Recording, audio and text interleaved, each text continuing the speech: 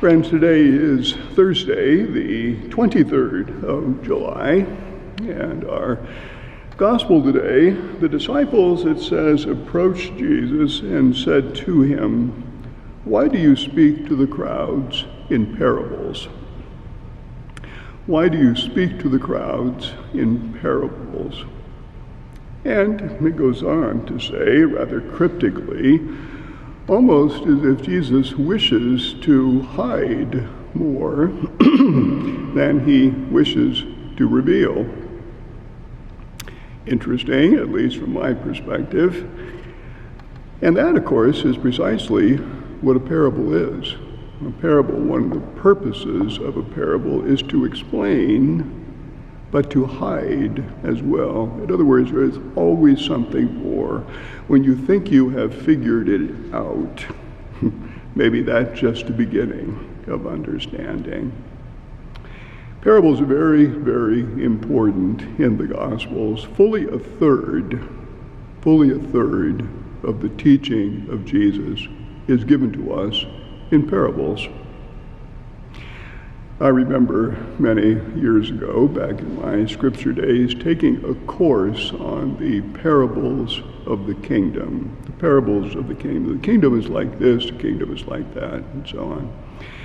And I remember coming out of that course almost more confused than I was when I went in. I thought I understood, but in fact I was only at the very beginning of understanding.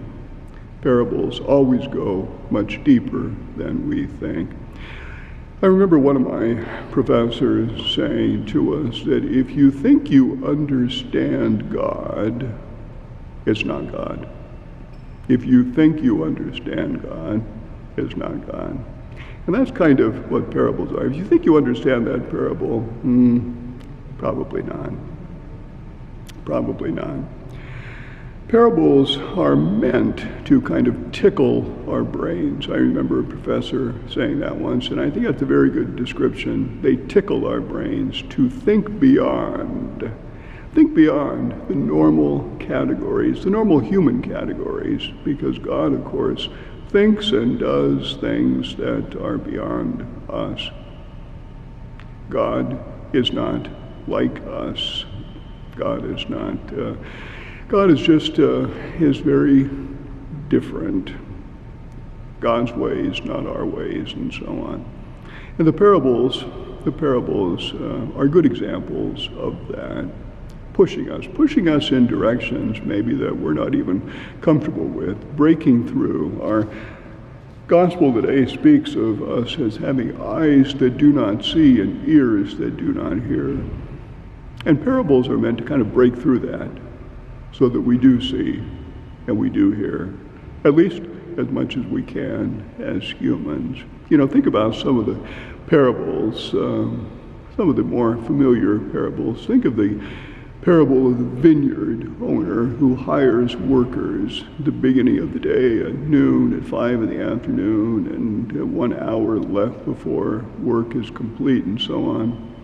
All of them working different hours and different numbers of hours, and yet all received the same pay, despite the grumbling of those who worked in the heat of the day. Or perhaps think about even in our gospel today, it says, to those who have, more will be given. And to those who have nothing, the little they have will be taken away. Or think about the prodigal son, a kind of forgiveness without any limit.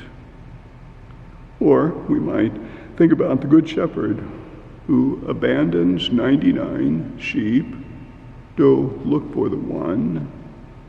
Or maybe the good Samaritan, a love that loves, that knows no boundaries, a love that knows no boundaries, whoever that person is. Or the question of how often should I forgive, and so on. All of those parables describing to us ways of thinking and doing and loving and forgiving that push us beyond our kind of comfortable categories. And that's what parables do. I love a good parable. Every time I read a parable, I learn something new. And of course, in our readings, as these parables come up year after year, I always have something new to preach on, because there's always something to learn. Parables, the parables of the kingdom, which hide as much as they reveal.